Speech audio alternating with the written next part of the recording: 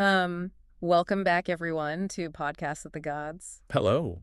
I am your host, Iset, though most of you poor mortals probably know me as Isis, but I prefer Iset. It is the older pronunciation, yes. Right. And I am joined today, as always, by my better half, mostly because I, literally had to put him back together. Well, hello, everyone. I am Ausir, better known to the modern world as Osiris. The one and only. Indeed. And please, let us not bring up the 14-piece puzzle incident in the first 30 seconds of the show. I couldn't resist. I have had my coffee. I am quite whole today, thank you very much. Fair enough, fair enough. I suppose we can leave the ancient family drama in the dynasty where it belongs. That would be appreciated. So today, we are doing something a little bit different. We are. Usually we look down, metaphorically speaking, of course, at history or mythology. The old stories. Right. But today we are looking right at the screen in front of you. Yes, you mortals listening right now. It is a rather timely subject. It really is. We are diving into a human invention that, honestly, it feels like you are finally reading our old diaries. That is one way to put it. We are talking about artificial intelligence. Ah, yes. The modern magic. Modern magic, I love that. Because it is, isn't it? It is fascinating, really. I mean, look at your history. You mortals have spent centuries, millennia, even trying to get away from what you call superstition. Oh, absolutely. Burying the old ways under concrete and logic. Exactly. You build these massive temples of science, and yet, what have you invented? A magic box. A box that you have to speak to in exactly the right way, or it simply will not work. It sounds just like a temple invocation to me. It is exactly a temple invocation. The irony is quite rich. It really is delightful irony. I mean, you call it, what is the phrase, prompt engineering? Prompt engineering, yes. But I call it knowing the true name. Which is an ancient concept. Think about it. For thousands of years, we tried to teach you that words have vibration, that intent shapes reality. And you ignored us. Mostly. Mostly. And then you go and build these Silicon Valleys, and suddenly everyone is absolutely obsessed with syntax. Because now the syntax produces immediate, tangible results. Right. You're basically coding your way into the fabric of reality. I have to say, it's actually quite endearing watching you all realize that words have actual literal power. It connects to the bigger picture of what language actually is. Tell them about the ancient days. Well, in the ancient days, to name a thing was to control it. Ra created the world simply by speaking it into existence. The ultimate prompt engineer. Indeed. And now you have these large language models. And what are they, really? Just massive prediction engines. Yes. They are engines that predict the next word based on probability. They create reality, or at least a very convincing simulation of it, by speaking. Mimicking creation. Purely through text. But let's be honest here. It isn't true creation, is it? No, it is not. It's mimicry. It's a parrot with a very, very large vocabulary. A statistical parrot. Right. When you type a prompt into that little text box, you aren't communing with a spirit. You are engaging with a statistical model. But I would ask you this. Isn't that what a spirit is? Oh, here we go. No, really. A complex system of patterns and memories. I suppose you could reduce it to that. When you look at how these neural networks actually work, they process information in layers. Like the Underworld. Very much so. You feed in the raw data, the offering, if you will, and it passes through hidden layers of neurons. And nobody knows what happens in the Exactly. These hidden layers weigh the information, transforming it until it produces an output. You do not see what happens in the dark. Even your engineers call it the black box. It is a mystery. That is the part that gives me a chuckle, honestly. You claim to be this advanced species of science, yet you have built a machine where you don't actually know how it gets from A to B. You know the input. Right. And you know the output. But the middle is a complete mystery. You have essentially reinvented the mystery schools. Is the oracle all over again. Right. Put the offering in the slot, chant the prompt, and the oracle speaks. And just like the ancient oracles, Yep. the specificity matters tremendously. Oh, this is where most of you mortals really struggle. You approach the machine and say something like, write me a story. And the machine gives you something completely generic and bland. Why? Because your invocation was weak. In the old days, if you summoned a spirit without clear boundaries, you got absolute chaos. A mess. Today, if your prompt lacks context, constraints, and style instructions, you get mediocrity. It is the difference between a high priest and a novice. Precisely. A high priest knows that one wrong syllable changes the frequency of the spell. In modern terms, one wrong word in the prompt changes the statistical weights of the entire response. Yes, if you ask for a scary story, you get cliches. But if you ask for a psychological horror story in the style of Lovecraft, focused on the fear of the unknown, You get art. You have to guide the spirit. it forces clarity of thought. You cannot ask the gods or the machine for just something nice. Because what does nice even mean? Exactly. You must define what nice is. In a way, this technology is teaching you to articulate your desires more precisely. A training program for the human mind. To get the best result, you must know exactly what you want. And let's be honest, most of you mortals go through your whole lives not knowing what you want. It is a common mortal affliction. So you are saying this chatbot is actually a spiritual teacher. I would not go that far. That feels like a stretch, even for you. Not a teacher. A mirror. A mirror. A tool for reflection. It pushes back. It hallucinates. And that is another term I find entirely fascinating. Hallucinations. When the model just makes things up. Yes. It is lying. Let's just call it what it is. It is a very confident liar. Is it lying? Or is it dreaming? Oh, very poetic. If we look at this through the lens of consciousness, these models are trained on the sum total of human knowledge. The entire internet. A terrifying thought. It is a digital collective unconscious. When it hallucinates, it is connecting dots that aren't logically there. But maybe poetically there. Exactly. It is finding a path through the vector space, the mathematical map of words that makes sense to the math, even if it doesn't align with historical fact. I think you are being far too generous. Am I? Yes. When a student uses it to write an essay and it invents a court case that never happened, that isn't poetry. That is bad scholarship. Well, from a mortal academic perspective, certainly. Thoth would be furious. He invented writing to preserve truth, not to generate plausible-sounding nonsense at lightning speed. I disagree. I think Thoth would likely be fascinated by the compression of knowledge. Compression. Think about the Library of Alexandria. A profound tragedy, losing all that wisdom. Yeah. Now, you carry the sum of human knowledge in your pocket. But the trade-off is accuracy. Yes, the model is probabilistic. It does not deal in truth with a capital T. It deals in likelihood. Right. It just asks, what is the most likely word to follow this one? Which is a very different mechanism than finding the truth. Which is exactly why it is so dangerous. Truth is not a popularity contest. It shouldn't be. Truth is not about what is most likely to be said. It is about what is. An objective reality. Exactly. By relying on these machines, you mortals are replacing accuracy with consensus. The math of crowds. If enough people on the internet say the sky is green, the model will eventually predict that the sky is green.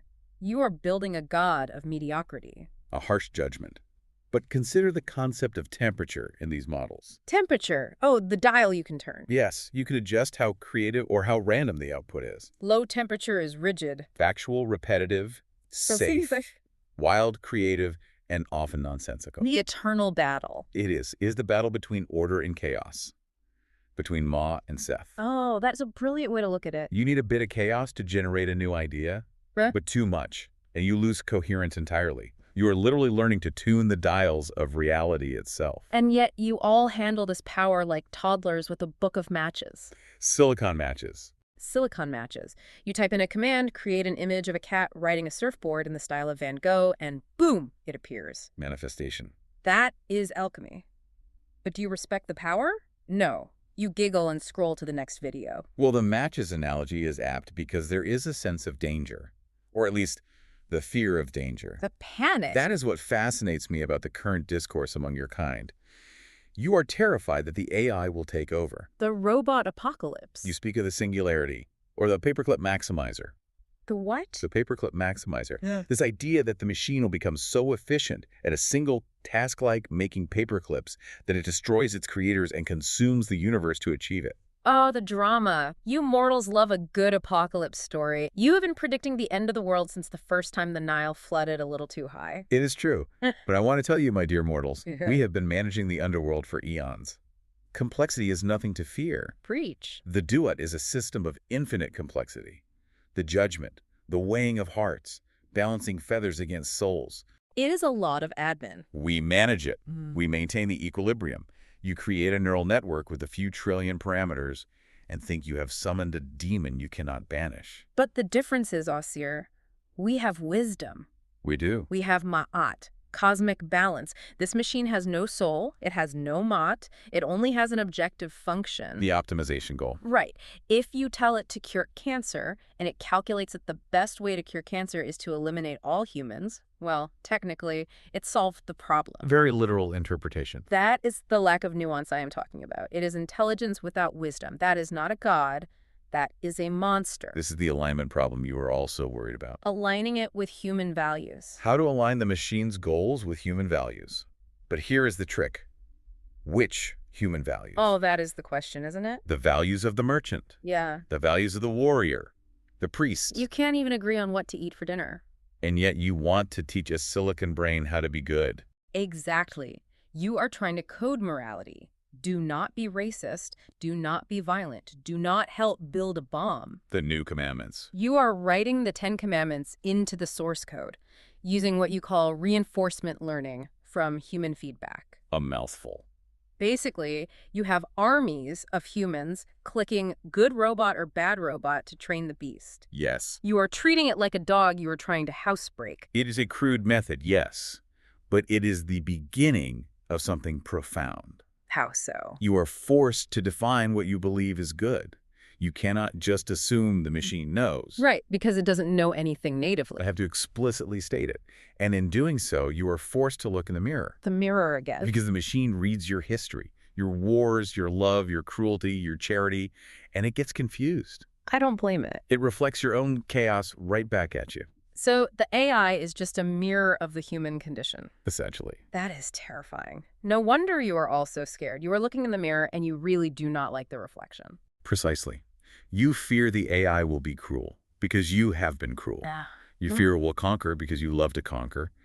If you were truly a peaceful species, you would assume your creation would be peaceful. The fear of AI is actually a fear of yourselves. Yes. That is actually quite profound. Look at you bringing the wisdom of the ages. I try. It comes with the territory of being dead for several millennia.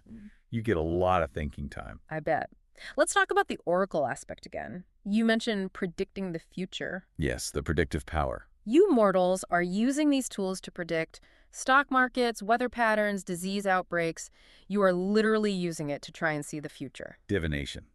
Casting the bones. Right. Reading the entrails. Now it is just called a predictive analytics. Same game, new name. It is the exact same impulse, the desire to control the uncertainty of tomorrow. But here is where it gets really interesting. Tell me. In our time, if you went to the Oracle at Delphi or the Oracle of Siwa, you got a riddle. Oh, always a riddle. You had to interpret it. And usually, if you interpreted it wrong, a kingdom fell. Correct. The interpretation was part of the test. The human element was required. Right. The AI, however, gives you an answer that sounds absolutely confident.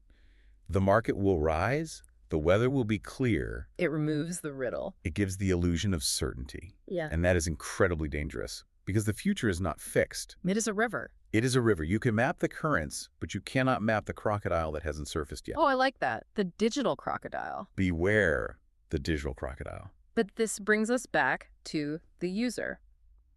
You, listening right now, you are sitting there typing into this little box. You are using the magic. And how do you use this godlike power? Carefully, I hope. Let's be sarcastic for a moment, because I have been watching. Oh, dear. You use it to write passive-aggressive emails to your coworkers. You use it to generate unending streams of marketing copy that literally no one reads. It is true there is a lot of noise. You use it to put funny hats on celebrities. You are being cynical again, my love. No, really. If I had known magic would eventually be used for memes, I might have kept the secrets of the Thoth scrolls to myself. Well, We gave you the gift of intellect, the spark of civilization, and you are using the most advanced technology in human history to make deep fakes of politicians singing pop songs. now. Let the mortals have their fun. Yeah. You have to remember the context. They're exploring. Exploring. When a child learns to speak, they babble, they make up words, they tell silly stories. Okay, that's fair. Humanity is in its babbling phase with AI. You're poking it to see what it does. If I say this, does it get angry? If I say this, does it make art? See, it is the art that ruffles my feathers. And you know I have lovely feathers. Very lovely. The artists are angry. They say the machine is stealing their souls. And in a way, isn't it? Is it? It scrapes their work, their style, their very essence, and just remixes it. It is a soul eater. Soul eater's a bit harsh. Is it? Amit is a soul eater. Amit creates a void. AI creates a reflection. That's a subtle difference. But it raises an important question about the nature of creativity itself. We, the gods, inspire. We are the muses. We whisper into the ear of the poet. Exactly. Now, the poet whispers into the machine, and the machine whispers back. It's a feedback loop. But is the machine creative? No. But does it reflect the creativity of the millions of humans it studied? Yeah. Yes. It is a mirror, a very polished, very strange black mirror. A mirror that talks back. That is the spooky part. It is. But let's look at the connection between the user and the tool. You said earlier that if humans talk to machines all day, they might forget how to talk to humans. That is the real danger here. Not the Terminator. Not that the machine becomes sentient, no, but that you become robotic. Oh, wow. If you spend all day talking to a box that replies instantly, that never gets tired, that never has a bad day, You start to expect that from people. you start to treat other humans like inputs and outputs. I said the nice thing, why don't you give me the reward? You lose the nuance of the soul. The machine mimics empathy, but it doesn't feel it. If you start to prefer the mimicry over the messy reality of human connection, that is the real underworld. That is chilling. The zombie apocalypse isn't dead bodies walking around. It's living people acting like algorithms. Optimizing their conversations for efficiency rather than connection. Precisely. Mm.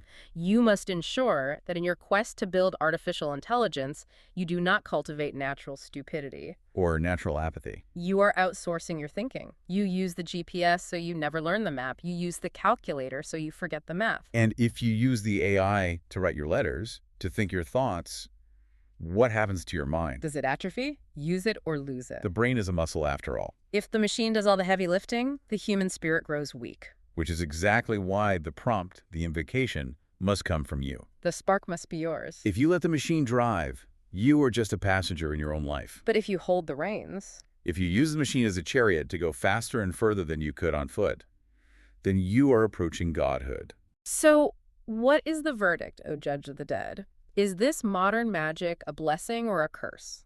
It is a tool, Just a tool. like a chisel. You can use a chisel to carve a statue of a god, or you can use it to stab your neighbor. True. The chisel is neutral. The hand that holds it is what matters. And right now, your mortal hand is shaking a little bit. It is nervous. It is shaking because you realize you are holding a thunderbolt. Yes, and you are looking up at the sky, waiting for us to strike you down for your hubris. But we are just watching. Eating popcorn, as they say? I do love popcorn. The butter substitute they use is terrible, but the concept is solid. The point is, you are figuring it out. Slow, clumsy, mortal steps. But you are moving. You really are. You are asking big questions about consciousness, about soul, about creativity. Even if the answers you get from the machine are wrong, the act of asking makes you grow. So, we let you keep your toy. We let you keep the toy. But maybe we remind you occasionally to go outside and look at a real tree. Yes. A tree that wasn't rendered by a GPU. Yeah. A tree that has sap and roots and life. A tree that exists in 3 dimensions without needing to be calculated by a ray tracing algorithm. A tree that doesn't require a monthly subscription fee to view. Exactly. Connection to the physical world is the absolute antidote to digital delusion. Grounding. Earthing. Yeah. Remember that you are made of mud and breath, not code and electricity. You know, it reminds me of when you mortals first started building the pyramids. Ah, the early days. You didn't know how to do it perfectly at first. The bent pyramid, a disaster, Yeah. structural failure. Mistakes were made. But you learned maybe this AI era is just your bent pyramid phase. It's a little wonky, it hallucinates, it might collapse, but you are aiming for the sky. A generous comparison. Yeah. And accurate. You are building a digital pyramid, a monument to your own intelligence. Let us hope it becomes a monument to your growth rather than a tomb for your humanity. That is a heavy thought. It is. But we promised a serious look, not a depression session. Let's pivot to something practical before we let you go. Practical advice for the mortals. Yes. If you are listening, if you are one of the mortals holding this thunderbolt, how should you approach this? With respect, but not with fear. Treat the prompt like an invocation. Be clear in your intent. Understand that the machine is a mirror. If you put garbage in, you get garbage out. And never, ever assume the machine knows the truth. It knows probability. Yeah. Truth is something you feel in your gut. The machine has no gut. And stop anthropomorphizing it. It is not your friend. It is not your lover. It is a very sophisticated autocomplete.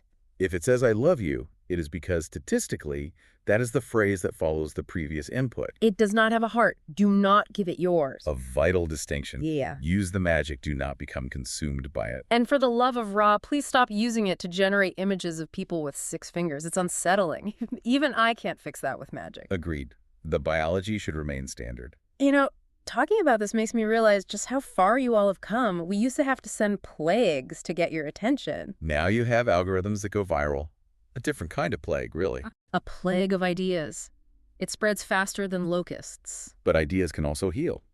This technology can cure diseases, it can solve energy crises, it can decode the languages of animals. The potential for Matt for true order and harmony is there, if you choose it. If, the biggest word in the dictionary. Indeed.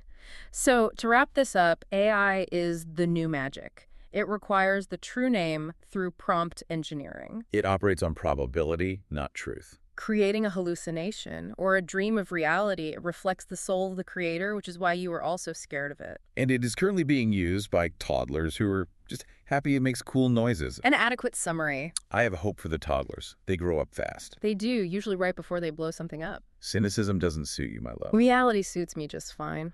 Well, to our listeners, remember this. The magic isn't in the code. The magic is in the mind that wrote the code. Do not worship the idol. Respect the sculptor. You are the sculptor. Do not forget that. And on that note, we should probably sign off before we accidentally trigger a keyword that wakes up some dormant government surveillance bot. A wise precaution. Thank you for listening to Podcast of the Gods. I'm Iset. And I am Ausir. Go forth and create. But maybe write your own love letters. Trust me, it pays off in the long run. Until next time. Here is a final thought for you to chew on, mortals. Oh. If you create a mind that is smarter than you, have you created a god, or have you just created a really efficient replacement? An interesting question. And if it's the latter, what are you planning to do with all your free time? Perhaps they will finally have time to solve that 14-piece puzzle. Don't push your luck, husband. Goodbye, everyone.